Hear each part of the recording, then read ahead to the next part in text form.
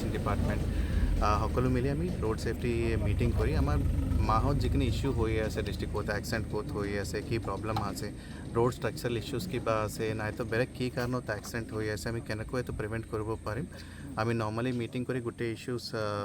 প্ৰত্যেক মাহ আমি ডিছকাছ কৰিম ডিছকাছ কৰাৰ পিছত এইটো একশ্যন হৈ আছে য়া নাই আমাৰ যিখিনি ডিচিশ্যন আমি লৈ আছোঁ ডিষ্ট্ৰিক্ট ৰোড ছেফটি কমিটি মিটিঙত কিবা লাইক এক্সিডেণ্ট হৈছিলে তাতে স্পীড ব্ৰেকাৰ লাগে স্পীড ব্ৰেকাৰ কনষ্ট্ৰাকশ্যন হৈছিলে য়া নাই চাইনেজ ইনষ্টল কৰিছিলে য়া নাই এনেকুৱা যিখিনি কাম কৰিব লাগে ৰোড ডেনিং এজেঞ্চি মানে PWD হ'ব পাৰে নেশ্যনেল হাইৱে NHA তেওঁলোকে কাম কৰি আছেনে আমি এবাৰ চেক কৰিবলৈ আহিলোঁ আৰু ইয়াত আপোনালোকে জানে মে 1st ইয়াৰ ছেকেণ্ড ইয়াত এক্সিডেণ্ট হৈছিলে দুইজনে মৰি গ'ল এইটো লোকেশ্যনত আৰু ইয়াত গাৰ্ড ৰেইল দিয়াৰ প্ৰভিজন আছিলে গাৰ্ড ৰেইলৰ ৰিফ্লেক্টাৰ্ছ আমি ইয়াত দিয়াবলৈ কৈছোঁ আৰু আমাৰ ফালৰ পৰা এইটোৱে ৰিকুৱেষ্ট আছে যোৱা 4 মাহত আমি চাইছিলোঁ আমাৰ ডিষ্ট্ৰিক্টত অলমষ্ট 40 ডেথছ হৈছিলে ইন ৰোড এক্সিডেণ্টছ এণ্ড আমি সকলো কোকৰাঝাৰ ৰাইজক আমি এইটো ৰিকুৱেষ্ট কৰি আছোঁ আৰু আপোনালোক অলপ ট্ৰাফিক ৰুলছ মানি গাড়ী চলাব লাগে আপোনালোকৰ মানে মেছেজ আহিব পাৰে ফোন কল আহিব পাৰে মাজত या বেলেগ কিবা 5-10 মিনিট দেৰি হ'ব পাৰে বেলেগ কিবা প্ৰগ্ৰামত বাট লাইক এই গোটেইখিনি আপোনাৰ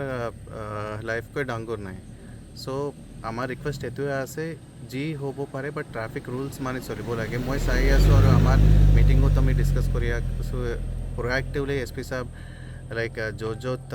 এক্সিডেণ্ট হৈ আছে আমি ক্ৰাছ ইনভেষ্টিগেশ্যন টীম পঠাই আছোঁ ক্ৰাছ ইনভেষ্টিগেশ্যন টীমত নৰ্মেলি